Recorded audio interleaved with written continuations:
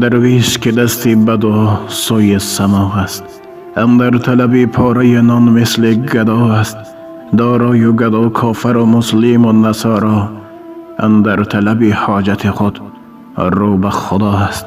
دنیاست همه در نظرم تاریک و بی نور، هر لحظه دلم در طلب صبح صفا است.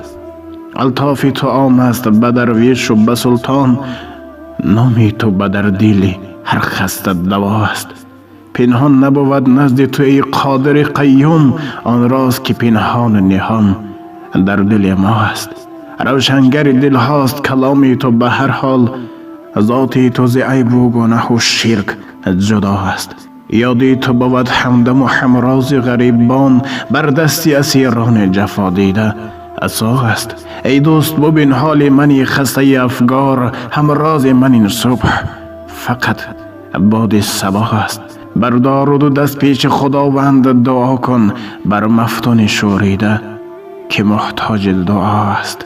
درویش که دستی به دعا سوی سما است، اندر طلب پاره نان مثل گدا است. دارای و گدا کافر و مسلم و نصارا، اندر طلب حاجت خود رو به خدا است. دارای و گدا کافر و مسلم و نصارا، اندر طلب حاجت خود رو به خدا است. برادران و خواهران علی قدر، شعر مذکور از یک برادر علی قدر ما، عبادالله آدینه مفتون، نوشته شده. بنده فقط خواننده این شعر هستم. الله تبارک و تعالی همه ما و شما را به راه راست هدایت فرماید.